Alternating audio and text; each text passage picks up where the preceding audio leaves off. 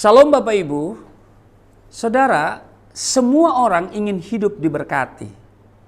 Saudara juga? Saya juga saudara. Kalau itu keinginan saudara dan saya, ketahuilah bahwa itu juga yang menjadi kerinduan Tuhan kita. Tetapi saudara, Tuhan tidak mau memberkati orang-orang yang masih hidup terikat oleh dosa. Itu sebabnya Tuhan Yesus datang dan membebaskan kita dari keterikatan dosa dan akibat dosa itu.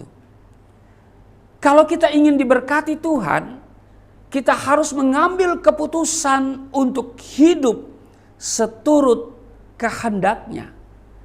Jadi saudara, diberkati itu adalah pilihan, bukan keadaan, apalagi nasib.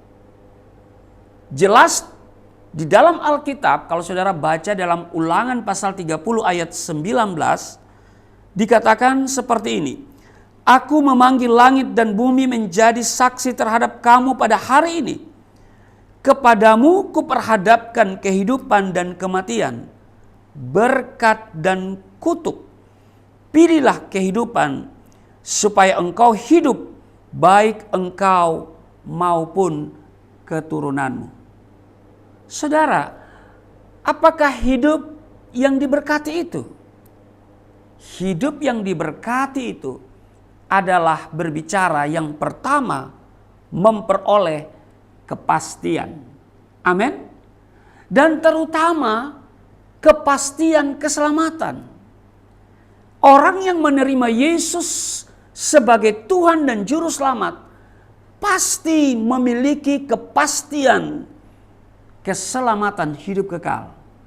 Karena Tuhan Yesus yang berkata, "Akulah jalan, kebenaran, dan hidup.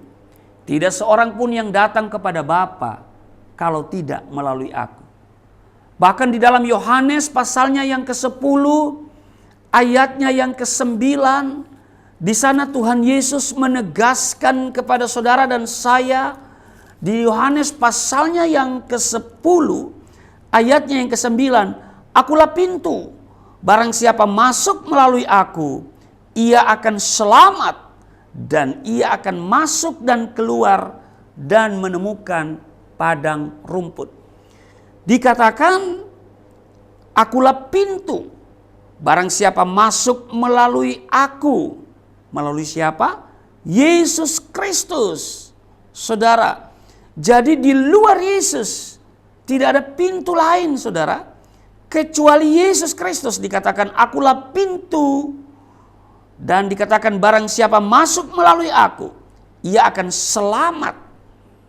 Kalau saudara masuk melalui pintu yang lain, bukan pintu Yesus, maka tidak akan selamat.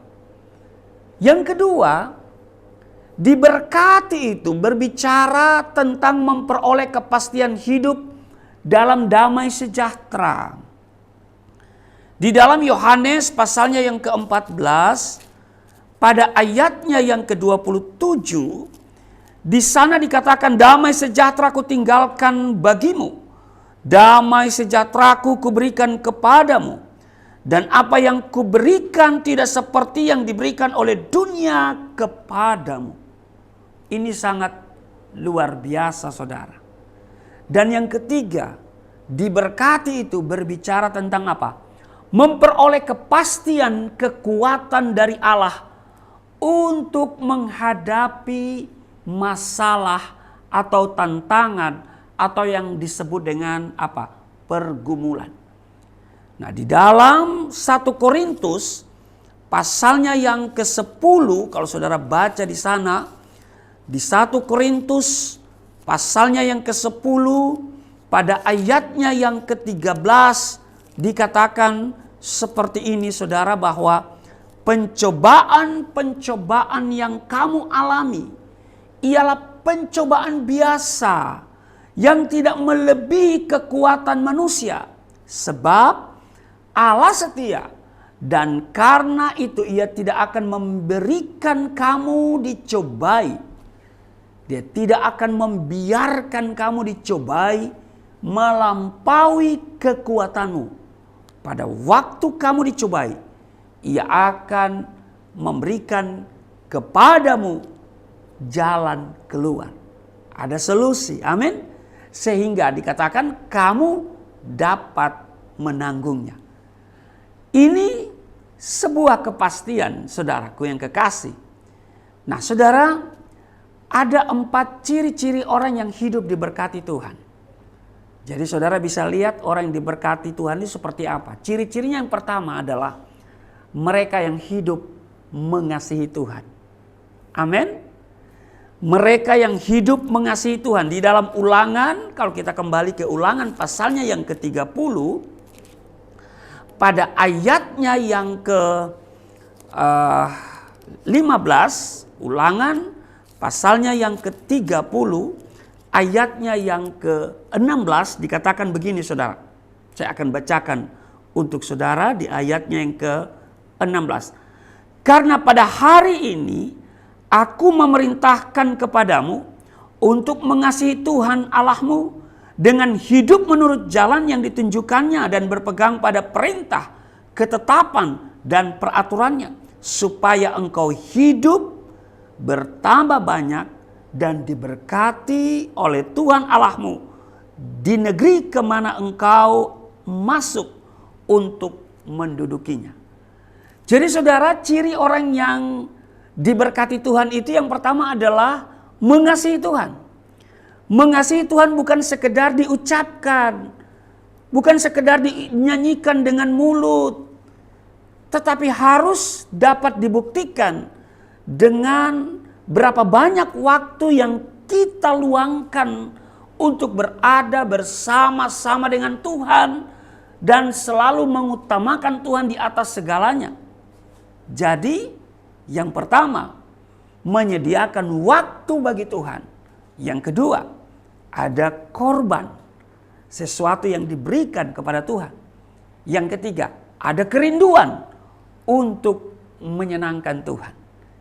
Ini ciri pertama orang yang diberkati Tuhan, yaitu mereka yang mengasihi, hidup mengasihi Tuhan. Yang kedua, orang yang terlibat aktif dalam pekerjaan Tuhan. Artinya terlibat dalam pekerjaan-pekerjaan Allah. Memiliki semangat pelayanan dan misi. Setiap kita diperlukan oleh Tuhan untuk terlibat dalam perluasan kerajaan Allah di muka bumi ini. Allah menghendaki setiap orang percaya terlibat aktif dalam setiap pekerjaannya. Memang saudara, tanpa Tuhan kita tidak mampu. Tapi tanpa kita, Tuhan tidak mau. Haleluya saudara. Yang ketiga, ciri orang yang diberkati adalah orang yang menjaga mulut dan perkataannya. Silakan saudara baca 1 Petrus pasal 3 ayat 8 sampai 12. Ucapan kita menentukan keadaan. Mulut bisa menjadi berkat, tapi juga kutuk.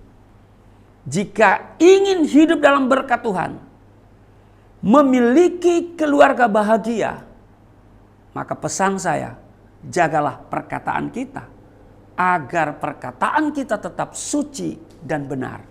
Yang terakhir, ciri orang yang diberkati Tuhan yang keempat, orang yang taat pada perintah Tuhan.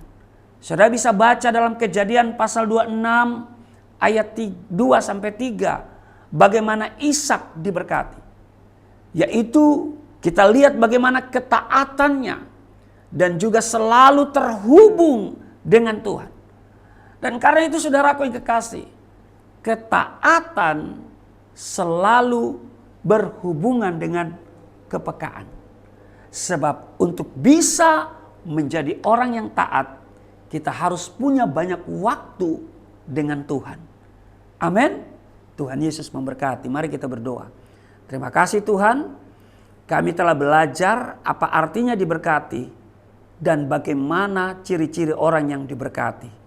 Roh Kudus memampukan kami semua sehingga kami tahu bahwa kami berada di dalam berkat yang daripada Tuhan. Di dalam nama Tuhan Yesus. Haleluya. Amin.